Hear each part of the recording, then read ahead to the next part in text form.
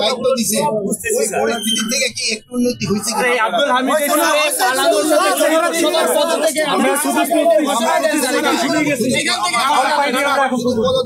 শাস্তির আওতায়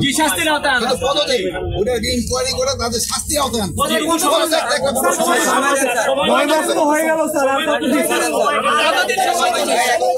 আমি তো ধরেন এখানে আসার পরে আমি তো এখানে আসার পরে আমি তো মানে আমার তো একটা সময় তো আমার আমি 24 ঘন্টার মধ্যে হবে স্যার এটা তাদের ব্যবস্থা।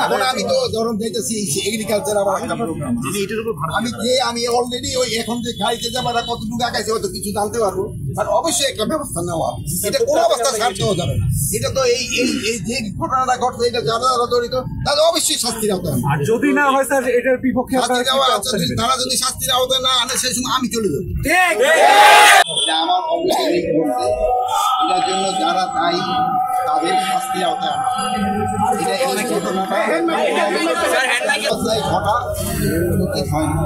এটার জন্য যারা দায়ী অলরেডি অর্ডার করা হয়ে গেছে তাদের শাস্তির আওতায়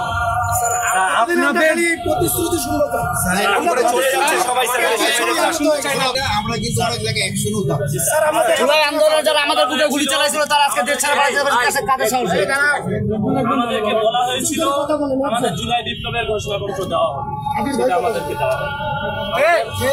যারা আমরা আহত আছি আমরা এই আন্দোলনে অংশীদার ছিলাম, নিরাপত্তাহীনতায় ভুগতেছে। আপনারা দেখছেন আমরা তো জেলা পর্যায়ে আছি, আমাদের শীর্ষ পর্যায়ে যারা হাসপাতাল পাইছো তাদের লাইফ নিরাপত্তাহীনতা। আপনাদের সাথে যারা এই কথা হয়েছে ওই দিন রাত্রে কিন্তু আমরা 54 জন যে আইনের আওতায় আপনারা গ্রেফতার করতেছেন কিন্তু বিচার হচ্ছে না কেন? তাদেরকে আবার বাইরে ঘুরে বেড়াচ্ছে কেন?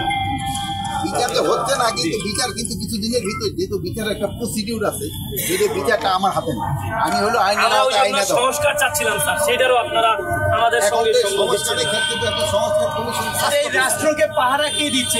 সব ঘটনা ঘটার পরে হবে আসলে বিষয় না, ঘটার আগেও ধরা হচ্ছে, ঘটার পরে হচ্ছে। আমি তো অস্বীকার করবো না, এটা ঘটার আগে হচ্ছে, আব্দুল গনি পালিয়ে যাওয়া এটা কি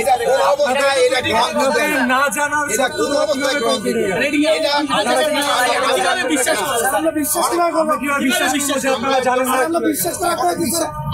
আমি আসার পরে জানতে পারছি। আমি সাথে সাথে এটার সাথে যারা যারা কনসার্ন তাদের সাথে কথা বলছি এবং তাদের বলছি এটা আইনের আওতায় পাবো কিনা। আমি শুধু এর না, আমি জিবে পেজের সাথেও কথা বলছি। একটার বেশি যদি 2টা মোবাইল নিয়ে আসে ইমিগ্রেশন পুলিশ সেটা ধরে ফেলে একদম মুহূর্তে, কিন্তু একজন রাষ্ট্রপতি রাষ্ট্রপতি